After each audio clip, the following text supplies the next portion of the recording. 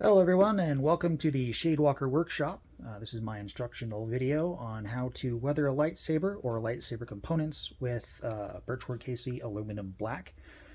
This applies to any aluminum saber. If you're working with steel, you want to use a different material, and that would be a different video entirely because it's a whole separate process. But today we're going to cover my method for weathering sabers with just bare metal.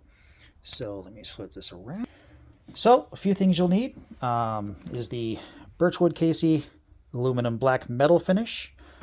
This is available on Amazon or most gunsmithing places like Sportsman's Warehouse, Cabela's, stuff like that. Anywhere where you would find materials for gunsmithing, they usually carry them. You want to have some nice vinyl gloves because aside from sanding, it gets really dirty, and this stuff is slightly caustic. Is a skin irritant, so unless you really like your fingerprints burnt off, I would recommend wearing rubber gloves. For ease of application, I have actually put this in a little glass spray bottle.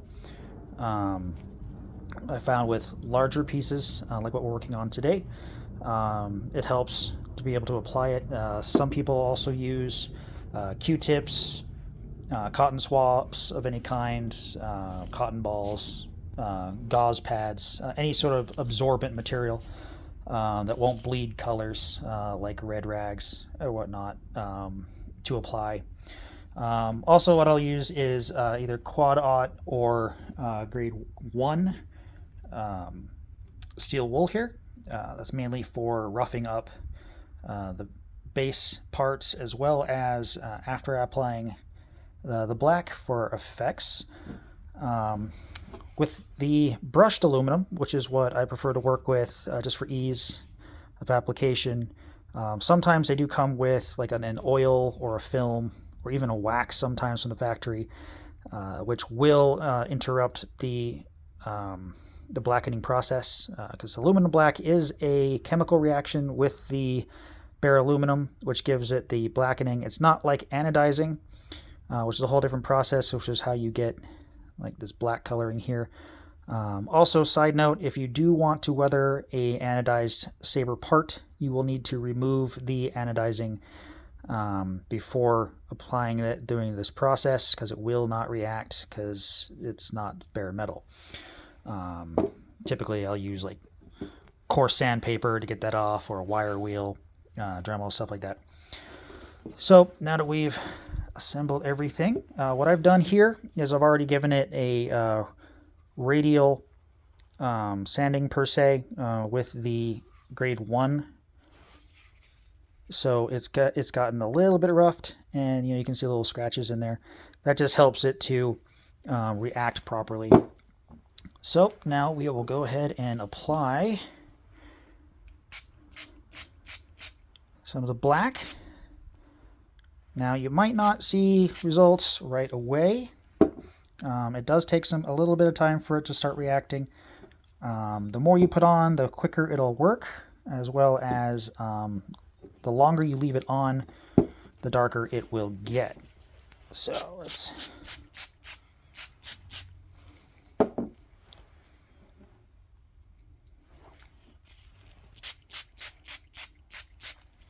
see, it's already starting to blacken up in some spots here, so we'll just keep going.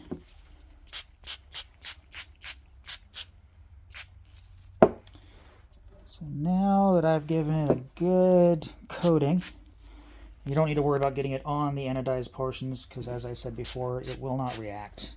It'll just wipe off. So you don't need to mask off or tape off any of the other parts, unless there's just a specific part you want to blacken. Okay, so let that sit in there for a minute.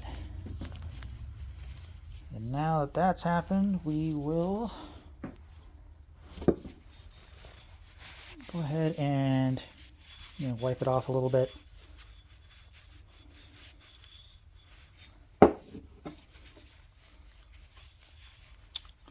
I am doing this with one hand, and it is a little more difficult than it seems. So, a little bit of rubbing off. You see it's kind of got that splattered on effect there. Ooh, like how that turned out on the bottom there. So depending on how dark you want to go with this, and how much weathering you want to apply, you can go with multiple phases of this process. Spray on, wipe off, let it sit for a while. If you let it sit long enough, it'll actually go completely dark black. But usually, for sake of weathering, you don't really need to go that far. That's only if you're, really trying to change the color of it. Don't worry about streaks or whatnot, because then that will come off in the post. Yeah, there we go. Nice and dark.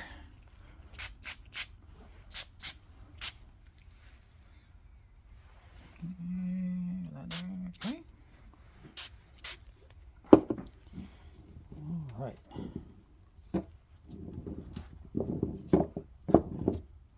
One more rub down. We can get to the good stuff. All right. I'm going to prep this. One sec. All right. So now that I've wiped that all down, you see you've got this really nice kind of beaten up, weathered, blackish, kind of like you just found it somewhere, or it's been through a lot of tough love. So, at this point, you can either just leave it how it is and then just add a matte clear coat or varnish to it to seal it in. Or you can, take the quad aught steel wool. Typically, I will do like something like this, a radial, to start, grip it in my hand and just roll it around inside, so it gives the more scuffed metal feeling. Or else you can go against the grain to give you more of a linear, or you can just go any sort of way you want, just attack it, make it look how you like. And the great part is, if you take off too much, you don't want to do it, just spray it again. It'll darken up and start over. So yeah, I'm going to do that and I'll show you what it looks like afterwards. All right, so I took the steel wool to it, and I can see it's got a little bit more of an uneven finish. Left it a little bit, dirtier around the controls, this little upper grip section. Left the pommel alone because that just turned out awesome. I liked it.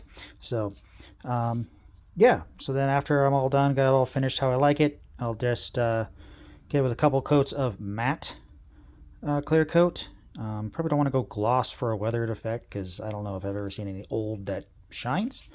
But it's up to you, your aesthetic, whatever you want to do. So, yeah, that's pretty much it. Also be sure to clean it up. Make sure it's fully dry before you put the core back in. Also be sure to clean out inside, because you can see you got